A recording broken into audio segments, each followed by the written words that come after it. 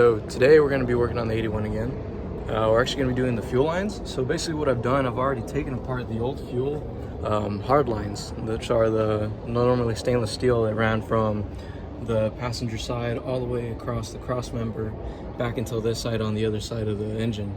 And the reason I removed it is just it's a pain in the ass to get to any of the hoses once you are like doing maintenance on them like I was. So I was like, fuck it, I'm gonna cut it off at the source over there, which is not really the source, it's just a better routing. And then I route it parallel with the inlet hoses coming from the fuel pump. So it just looks a lot cleaner and I have everything fairly accessible. And then I could put an extra filter in the middle too. And I don't have to worry about it hanging down below because I had like the hoses like hanging pretty low and I didn't want them to get compromised and get messed up in the process. So that's what we're doing today. Should have recorded more, so I fucked up a little bit, but there is some footage that I have, recorded of what I've done so far. So I'll go ahead and show you guys right now. Now, after I've done all that, I got the hoses. So I got fresh hoses. They're not rated for high pressure just because I'm not running a fuel injection system on this thing. So they're just regular SAE fuel lines, or fuel hoses I should say. And then I got the good old Edelbrock filter. So this is gonna work as a pre-filter. It's got a pretty, fine grain filter within it, so it should capture just about everything. And then I got the secondary filter right here that goes in right before the carburetor, so I actually see the quality of the fuel before it goes in. So that's the setup I'm going with. I'll go ahead and show you guys right now how it all turns out.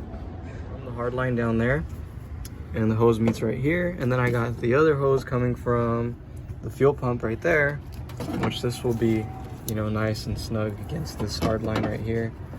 And then the two meet right here. So I have this much room to play. So I'm thinking I'll put my filter right about here, maybe. We'll see.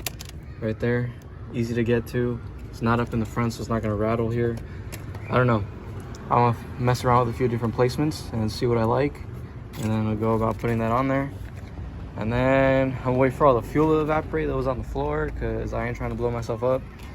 And then we'll go ahead and get it started and see if it does as good as it's supposed to do. Check it. So here's the product. We got it running all on that way. We got the inline filter.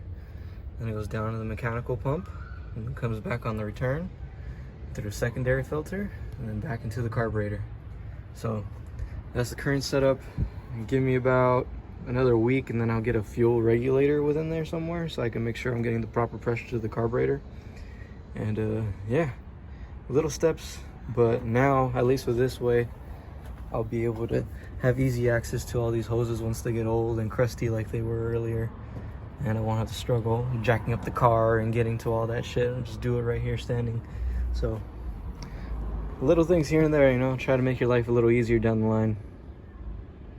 Gonna check for any fuel leaks, and pretty good.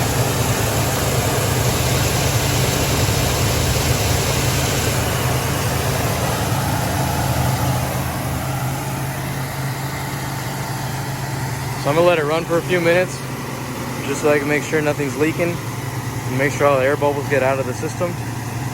And yeah, we'll see where we go from there, but so far so good. I got fuel pressure, filters on full, so I call that a win. So I completely forgot to make a closeout video for this video, but pretty much everything works. I'm gonna drive it to Buena Park right now from Southgate, so I'll be able to confirm whether or not everything is working properly. And yeah, so thank you all for watching, and I'll be on my day.